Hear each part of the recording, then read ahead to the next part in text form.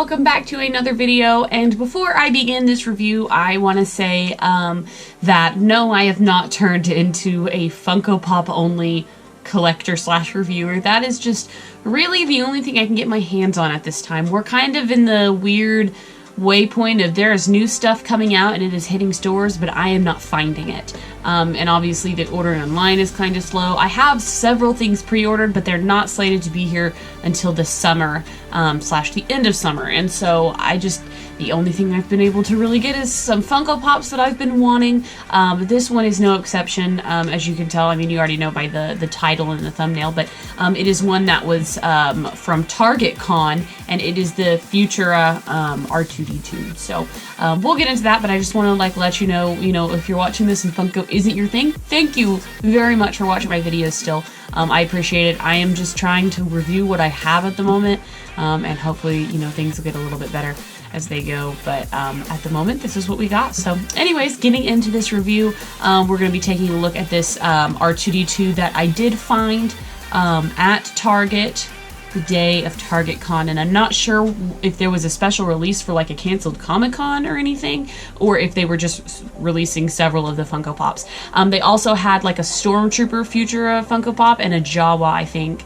And the Stormtrooper was okay, and I didn't like the Jawa because it was camo, and I don't really like the pattern of camo.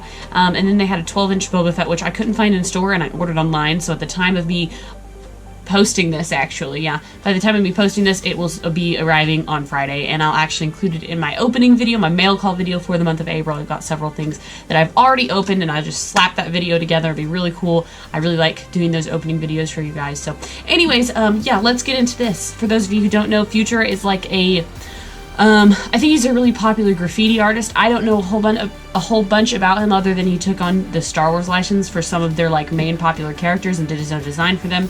All of the Futura Funko Pops come in a pop stack, which is actually kind of cool. It makes it probably pretty glary for the camera, but it's nice that they come in that. I mean, we are paying what would normally be, they're probably like $8 nowadays. We're paying almost double, maybe more than that. I actually don't know how much Funko Pops cost, thinking about it, because I just buy them if I find a character that I like.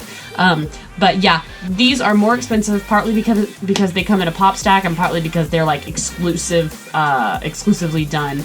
They're only Target exclusives, which I think I went over. I only have one other Futura Pop, and it is the Boba Fett that I got during Triple Force Friday back, I think it was the summer? No, it was like October or September, something like that. Anyways, and so I saw the Darth Vader one time and passed it up and regret that I did, because that was a cool character and I wanted him, and I just thought I'd see him some more. I had no idea they'd be so hard to find. And then they released the C-3PO, which I wasn't able to get, and then the Stormtrooper Jawa, and then R2-D2. And so I think that is the entire collection. So this is one of the last ones. And I decided to go for this R2 because I thought he had a kind of a cool look, and I don't really have any R2 Funko Pops. So anyways, we do have the pop stack, which is also really nice because it guarantees for the most part that your Funko Pop, the box, is going to be in pretty mint condition. However, sometimes the pop stack does suffer. This is the only one they had, so it was the only one I could pick up, but the pop stack is cracked and a little bit broken in the corner.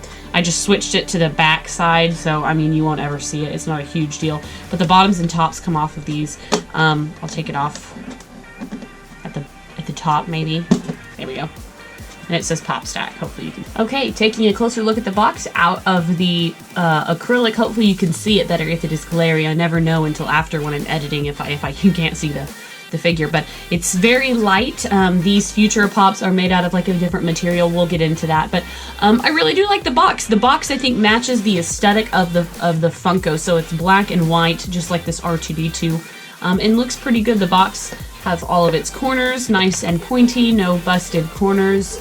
Nothing super weird going on, and so I'm happy about that. You can see the character right here, the character on the side here. On the back it talks about Futura doing the line for the Star Wars, and then on the side we have R2-D2, and then on the very top you have a picture of R2-D2, so it's very cool.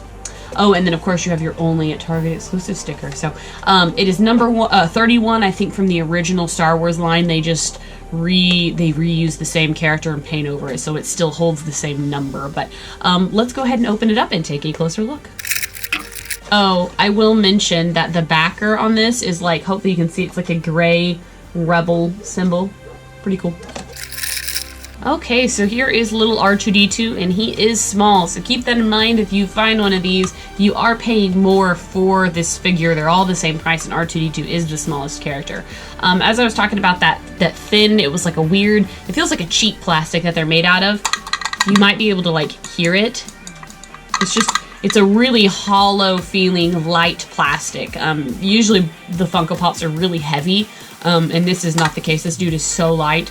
But the I guess graffiti on it is kind of cool. He's got some like red and blue like little starry things. You used to be able to do like that. I remember it being on TV, these like traceable things where you follow the little stencil. A spirograph, I think it's called. They look like spirographs to me.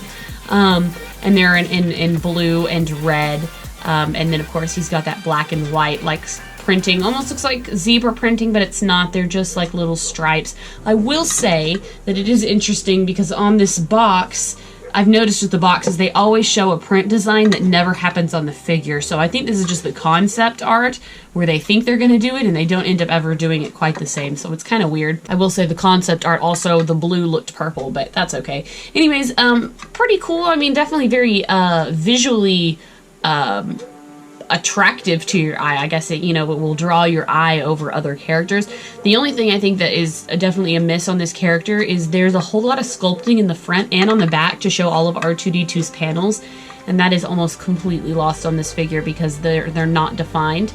It does make me wonder if they had painted those panels, like painted them black or white or something that they stood out, and the graffiti not be on those, if it would stand out a little bit more. I mean, this has quite a bit of paneling and detail.